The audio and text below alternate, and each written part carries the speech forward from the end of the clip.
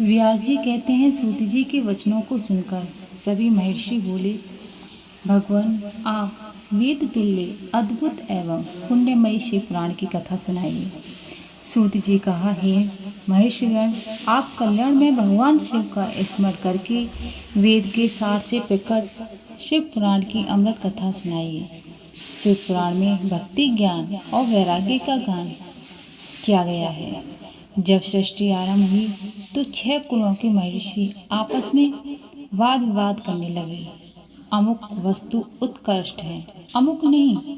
जब इस विवाद से बड़ा रूप धारण कर लिया तो सभी अपनी शंका के समाधान के लिए सृष्टि की रचना करने वाले अविनाशी ब्रह्मा जी के पास जाकर हाथ जोड़कर कहने लगे, हे प्रभु, आप संपूर्ण जगत को धारण कर उनका पोषण करने वाले हैं। प्रभु, हम जानना चाहते हैं कि संपूर्ण तत्व से परे परातत्पर पुराण पुरुष कौन है। ब्रह्मा जी ने कहा, ब्रह्मा, विष्णु, रुद्र और इंद्र आदि से युक्त संपूर्ण जगत समस्त भूतों एवं इंद्रियों के साथ पहले प्रकट हुआ है। वे देव महादेव ही सर्वज्ञ और संपूर्ण हैं। भक्ति से ही इनका साक्षात्कार होता है, दूसरे किसी उपाय से इनका दर्शन नहीं होता। भगवान शिव में अटूट भक्ति मनुष्य को संसार बंधन से मुक्ति दिलाती है। भक्ति से उन्हें देवता का कृपा प्रसाद प्राप्त होता है। जैसे अंकुर से बीज और बीज से अंकुर पैदा होता है। भगवान शंकर का कृपा प्रसाद प्राप्त करने के लिए आप सब महर्षि दैत्य पर सहस्त्रों वर्षों तक चलने वाले विशाल यज्ञ करो। यज्ञपति भगवान शिव की कृपा से ही विद्या के सार तत्व साध्य साधन का ज्ञान प्राप्त होता है। शिव पद की प्राप्ति साध्य, उनकी सेवा ही साधन है तथा जो मनुष्य बिना किसी फल की कामना के लिए उनकी भक्ति में डूबे रहते हैं, वही साधक है।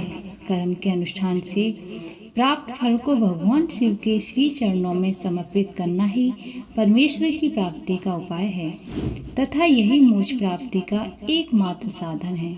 साक्षात महेश्वर ने भी भक्ति के साधनों का प्रतिपादन किया है।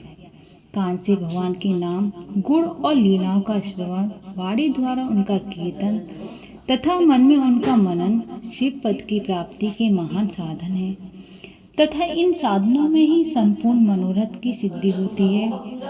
जिस वस्तु को हम प्रत्यक्ष अपनी आँखों के सामने देख सकते हैं उसकी तरफ आकर्षण स्वाभाविक है, परंतु जिस वस्तु को प्रत्यक्ष रूप से देखा नहीं जा सकता उसे केवल सुनकर और समझकर ही उसकी प्राप्ति के लिए प्रयत्न किया जाता है।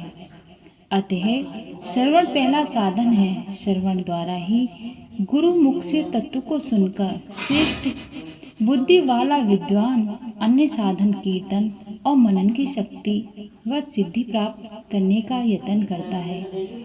मनन के बाद ही साधन की साधना करते रहने से धीरे धीरे भगवान शिव का संयोग प्राप्त होता है और लौकिक आनंद की प्राप्ति होती है।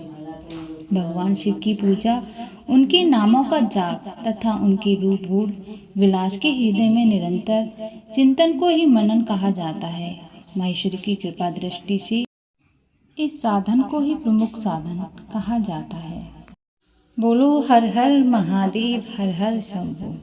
प्रिय श्रोतागणों, यहीं पर हमारा शिव पुराण का 3रा अध्याय समाप्त होता है।